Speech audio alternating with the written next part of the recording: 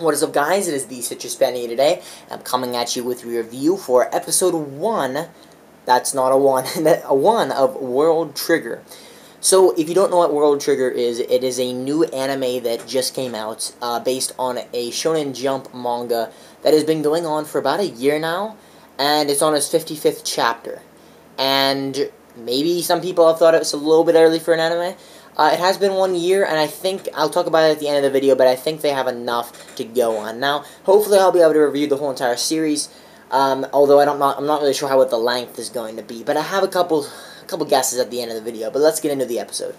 So, World Trigger, on a basis of that you know nothing about this show right now, it's about a part in Japan, where in Mikado City, where there was a huge population of people, and one day a portal opened, and things called neighbors came out of the portal. Now, neighbors are creatures from another dimension, basically, another world, and they're coming into the human world, and they're attacking.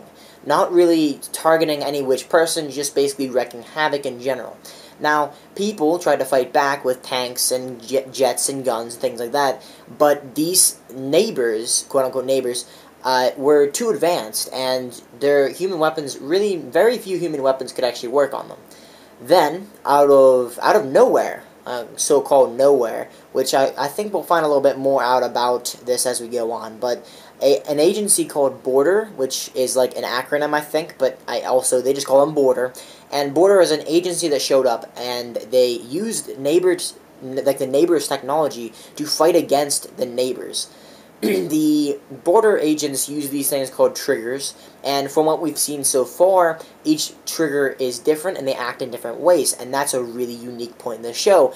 You know, it's always about different powers and how people get the powers in shonen, usually, and this is actually a really cool way to do it, because it puts normal people that are normal most of the time into a position where they can use an item and they can use an object to become more powerful with a trigger. Now, this also means that people like Osamu, who is one of the main characters in the series, can look like a normal human being and basically be beat up and bullied, sort of. They don't really bully him too much, but he kind of like doesn't really fight back, because even though he has a trigger, he knows that he could turn it on and probably beat them down, but he doesn't.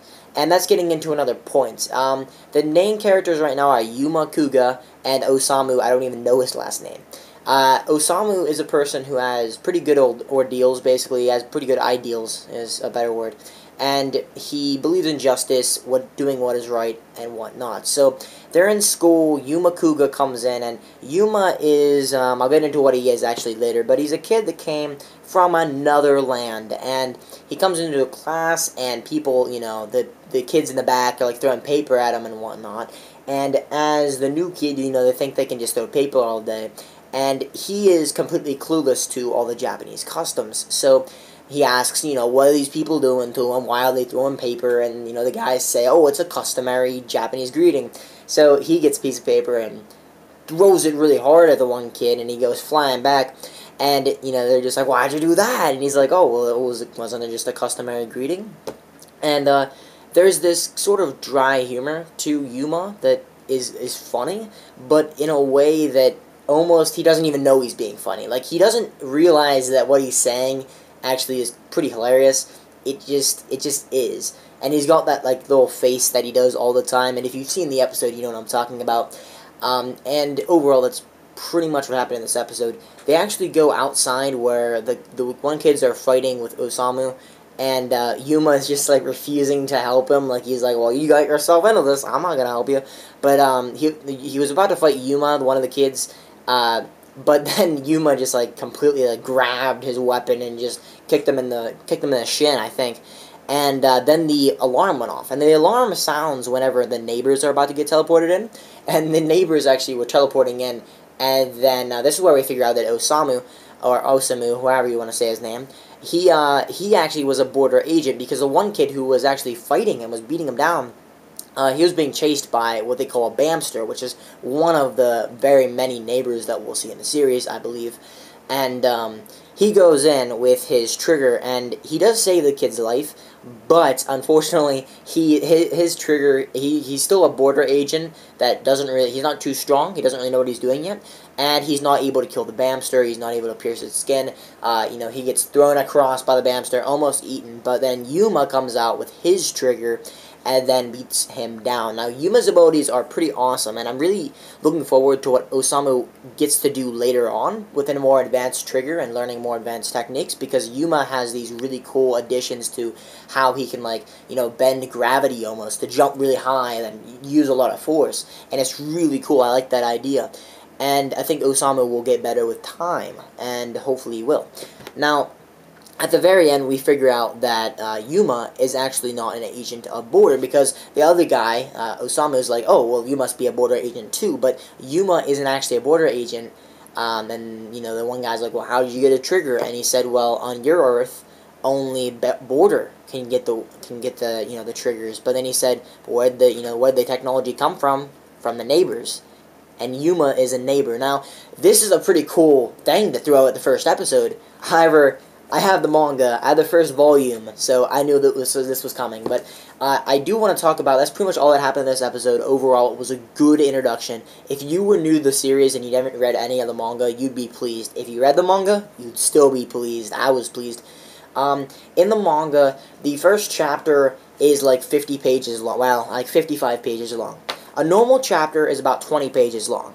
Now, one episode took technically it took two, but it only took one in this, but all of the other times it's probably going to take 2 or 3 of the chapters. Now, why am I talking about this? The review is over, by the way, but I'm just going into some number games here. So, it's only been going on for a year, which I had some doubts about, because anime will have filler, or they go off-season or something like that if it's too early.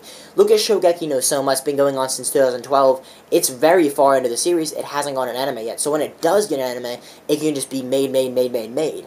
Whereas this, it's only been going on for a year, and there's only 55 chapters. Now, best case scenario, I mean, you've got something like 25 episodes, would be equal to 50 chapters. Will they do something like this? I think they might.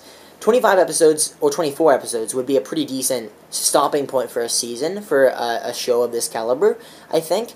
And I think the big shows that have tons of episodes are kind of done. I mean, they're not that prevalent anymore, is what I'm trying to say.